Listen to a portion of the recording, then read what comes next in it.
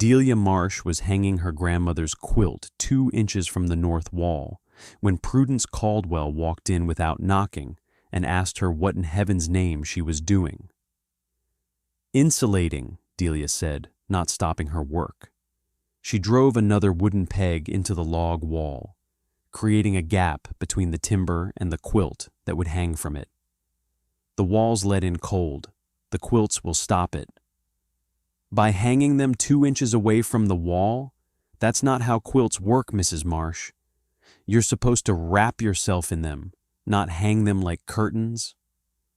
Prudence adjusted her steel-rimmed spectacles, the better to display her disapproval. "And using your grandmother's quilts as wall hangings? That's disrespectful to the dead." "My grandmother would rather keep me alive than be respected in a drawer." Delia finished hammering the peg and stepped back to check her work. The quilt hung straight, 2 inches of air between its back and the rough log wall. "If you've come to help, I have more pegs that need driving. If you've come to lecture, I'm afraid I don't have time. I've come to tell you that the Women's Auxiliary is meeting tomorrow to discuss your situation. Several of us are concerned that you're not managing well, living alone, with winter coming, with barely enough wood to last until Christmas." Prudence's voice dripped with the particular sympathy that was really satisfaction in disguise. "Mr. Caldwell knows a widower in Dodge City who might be interested in a young wife. I could write to him on your behalf." "I'm not interested in a husband. Mrs. Caldwell, I'm interested in surviving the winter." "You won't survive hanging quilts on your walls. You need firewood. You need a man to cut it. You need to accept that a woman alone cannot." "Thank you for your concern. The door is behind you." Prudence left with her spine stiff and her disapproval radiating like heat from a stove, which was ironic, given that her advice would have left Delia freezing. Delia went back to work, hanging quilts 2 inches from every wall in the cabin, creating the dead air spaces that Mrs. Lindgren had told her would change everything. Samuel Marsh had died in September, killed by a cut on his hand that turned red, then black, then took him in 3 days of fever that no amount of prayer or poultice could stop. He had been cutting wood for the winter, preparing for the cold months ahead, doing everything right except for the moment when the axe slipped and the blade caught his palm. He had left Delia with a half-finished woodpile, a drafty cabin, and a piece of land that was worth nothing if she couldn't prove up the claim by spring. The other settlers had expected her to sell, to remarry, to do what widows were supposed to do when they found themselves alone on the Kansas prairie with winter coming. Instead, she had stayed, and staying meant finding a way to survive on the firewood she had. She had found Mrs. Lindgren at the general store in town, buying wool yarn for projects she would never finish and talking to anyone who would listen about the old country. Most people avoided her. She was old, she was foreign, she talked too much about Sweden. But Delia had stopped and listened because she had nowhere else to be and nothing to lose. "In Sweden," Mrs. Lindgren had said, her accent thick but her meaning clear, "we learned that still air does not conduct heat. Moving air, yes, it steals the warmth and carries it away. But air that cannot move, it is like a blanket, it holds the warmth in." Still air? Dead air, we called it. Air trapped in a space where it cannot circulate. If you hang a curtain 2 inches from a cold wall, the air between the curtain and the wall becomes dead air. It cannot move. It cannot steal your heat. The cold from the wall hits the dead air and stops. Your room stays warm. Delia had gone home and looked at her cabin with new eyes. The walls were logs, chinked with mud and straw, but the chinking was cracked, and the logs had gaps she could feel when the wind blew. She could stuff more mud into the cracks, but mud took time to dry, and winter was coming fast. She could hang blankets over the walls, but blankets against the wall would just get cold themselves, conducting the chill from the logs into the room. But blankets hung 2 inches from the wall, with dead air trapped between them. That was something different. That was insulation she could create in a day with materials she already had. Stay with me, because what Mrs. Lindgren taught her is the reason Delia's firewood lasted twice as long while her neighbors burned through their piles trying to fight the same cold. The hanging took 2 days. Delia used wooden pegs driven into the log walls at the top, spaced every 18 inches, with the quilts hung from ropes that kept them exactly 2 inches from the timber. She used every quilt she had, the ones her grandmother had made, the ones her mother had given her when she married, the one she and Samuel had bought together in Wichita on their honeymoon. The north wall got the heaviest quilts, the ones with the thickest batting, because the north wall faced the wind that came down from Canada without anything to stop it. The east and west walls got lighter quilts, and the south wall, the one with the window, got a quilt that could be pulled aside during the day to let in what little winter sun Kansas offered. She sealed the gaps around the door with strips of wool cut from an old blanket, creating a gasket that blocked the drafts that had whistled through every time the wind blew. She hung a second curtain 3 feet inside the door, creating an airlock like the one Mrs. Lindgren had described from her childhood home in Uppsala. Cold air that got past the door would hit the second curtain and stop, unable to reach the main room. By the time she finished, the cabin looked strange. Walls covered in quilts, door wrapped in wool, curtains hanging where no curtains should be. But when she lit the stove that evening and sat down to wait, she felt the difference within an hour. The room was warm, not just not cold, but warm, the kind of warm that let you take off your shawl and sit comfortably, the kind of warm that didn't require feeding the stove every 30 minutes. The quilts hung motionless on their pegs, the dead air behind them doing exactly what Mrs. Lindgren had said it would do, stopping the cold, holding the heat, turning her drafty cabin into something that felt almost cozy. She went to bed that night with the stove banked low, expecting to wake up freezing as she had every night since Samuel died. Instead, she woke up comfortable, the room still warm, the fire still burning gently in its bed of coals. The dead air had held the heat all night. Word spread through the settlement about the Marsh widow and her quilted walls. The women talked about it at church, at the store, at the wells where they gathered water. Prudence Caldwell made sure everyone knew that Delia had hung her grandmother's quilts like curtains, that she was living in a cabin that looked like a fabric store, that she was clearly losing her grip on proper housekeeping along with everything else. "It's not natural," Prudence said to anyone who would listen. "Quilts belong on beds, not walls. She's making a spectacle of herself, and when she freezes to death in January, we'll all have to deal with the consequences." But December came, and Delia didn't freeze. January came, and her woodpile barely shrank.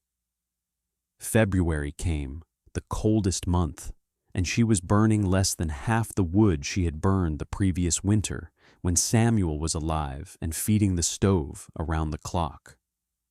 Prudence came to visit on a February afternoon, riding in the minister's wagon, wrapped in so many layers she looked like a woolen boulder. She found Delia outside, feeding the chickens, wearing only a wool dress and a light shawl. "Mrs. Marsh," Prudence said, not dismounting, "I've come to see how you're managing." "I'm managing fine, Mrs. Caldwell," Better than fine. I notice your woodpile seems larger than I expected for February. Does it? Delia scattered the last of the grain and turned to face the minister's wife. Would you like to come inside and see why? Prudence didn't want to come inside, but she had been telling everyone for months that the marsh widow would freeze, that her quilted walls were foolishness, that she would come crawling for help before Christmas. Now it was February, and Delia was standing in the cold in a light shawl, and the woodpile that should have been gone was still half full. She climbed down from the wagon and followed Delia inside. The warmth hit her like a wave.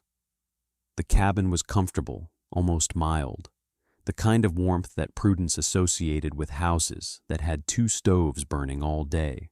But there was only one stove, and it was burning low, barely crackling, nothing like the roaring fires Prudence kept in her own home. How? She asked. Her voice was smaller than usual, stripped of its usual certainty. How is it this warm? You've barely got a fire going. The quilts. Delia gestured at the walls, at the fabric hanging 2 inches from every surface, at the dead air spaces that Prudence had mocked for months. They trap a layer of air between themselves and the walls. The air can't move, so it can't carry the heat away. The cold from the walls hits the dead air and stops. The warmth stays in the room instead of bleeding out through the logs. That's not possible.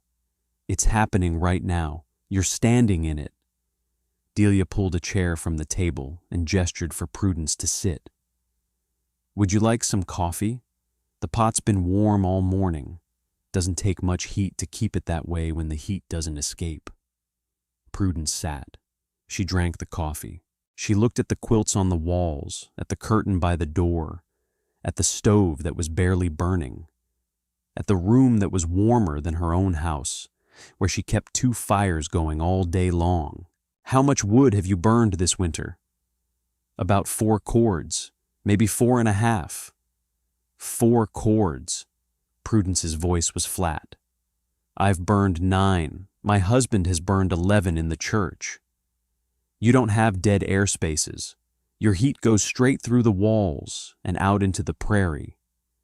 Delia sipped her own coffee, watching the minister's wife over the rim of the cup.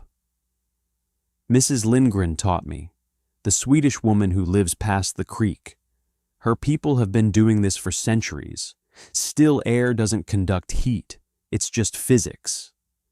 It's foreign nonsense. It's keeping me alive while you burn 11 cords trying to heat a church with gaps in the walls. Delia set down her cup and leaned forward, her gray-green eyes steady on the woman who had wanted her to fail. You told everyone I would freeze. You told everyone I needed a husband. You told everyone a woman alone couldn't survive a Kansas winter. How's that working out for you, Mrs. Caldwell? Prudence left without finishing her coffee. She rode back to town in the minister's wagon, her face red with cold or shame, or both, her certainty cracked by a cabin that was warm on half the firewood because a widow had listened to a Swedish woman instead of the minister's wife. The word spread differently after Prudence's visit. Now it wasn't mockery, it was curiosity. People came to see the quilted walls, to feel the warmth that shouldn't have been possible, to understand how dead air could do what roaring fires couldn't. Mrs. Lindgren came with them, pointing out the details that Delia had gotten right. The 2-inch gap, the heavy quilts on the north wall, the airlock at the door, the way the fabrics hung straight without touching the walls behind them. She drew diagrams in the dust, explained the physics in her broken English, showed them how still air trapped heat while moving air stole it. 6 families hung quilts that spring, when the winter was over, but the memory of the cold was fresh. 12 families hung them the following fall, before the first snow came. By the winter of 1887, half the settlement had quilted walls, and the demand for heavy fabric had driven prices up at the general store. Prudence Caldwell never apologized. She never acknowledged that she had been wrong, that she had mocked something she didn't understand, that she had wanted a widow to fail because failure would have proved her worldview correct. But she stopped telling people that Delia needed a husband. She stopped predicting disaster. She stopped visiting altogether, which suited Delia fine. Old Mrs. Lindgren died in the spring of 1888, peacefully, in a cabin she had quilted herself 40 years before. Delia was with her at the end, holding the hand of the woman who had taught her that warmth wasn't about fighting the cold, it was about understanding it. In Sweden, Mrs. Lindgren said, her voice thin but clear, "We learned that the cold is not an enemy. It is a fact, like the sun or the rain. You don't fight facts. You work with them. You find where the heat goes, and you stop it there. You find where the cold comes from, and you put something in its way. Still air, dead air, air that does nothing, and in doing nothing, does everything." The old woman smiled, her silver braids loose on the pillow. "You did good, Delia, better than I expected. Now you teach the others." Delia Marsh lived on the Kansas prairie for another 43 years. She remarried in 1889, a farmer named Josiah Green, who had come to see her quilted walls and fallen in love with the woman who had hung them. Together, they raised 5 children, all of them growing up in a house where the walls were quilted and the fire burned low, and the winter couldn't steal the warmth no matter how hard it tried. The technique spread beyond the settlement, beyond Kansas, beyond the prairie itself. People called it different things: quilt insulation, dead air spacing, the Swedish method. But the principle was always the same. Still air doesn't conduct heat, and if you can trap it, you can keep your warmth. The original cabin is gone now, torn down in 1923, when Delia and Josiah built a proper frame house on the same site. But the quilts survived, passed down through generations, each one carrying the story of the winter when a widow hung them 2 inches from her walls and proved that warmth wasn't about how much wood you burned. It was about how much heat you kept. The Historical Society has one of them now, Delia's grandmother's quilt, the one she hung on the north wall that first November. The display card explains the dead air principle, mentions that it was brought to Kansas by Swedish immigrants, notes that it was popularized by a widow named Delia Marsh, who refused to freeze when everyone expected her to. It doesn't mention Prudence Caldwell, or the mockery, or the 9 cords of wood she burned while Delia burned 4. It doesn't mention the women's auxiliary meeting where they discussed Delia's situation, or the widower in Dodge City who never got a letter. But the quilts, remember. The principle survives. And somewhere in Kansas, there are probably still houses where the walls are hung with fabric, where dead air does the work, where people stay warm by understanding the cold instead of fighting it. Some stories end with the protagonist defeating the villain. This one ends with something warmer, a woman who refused to burn her way through winter, who learned that the air between things could matter more than the things themselves, who survived by doing less instead of more. If this story of dead air resonated with you, consider subscribing for more narratives of hidden insulation. What is the gap in your own life that's letting warmth escape? And what would happen if you hung something in that space and let the still air do the work?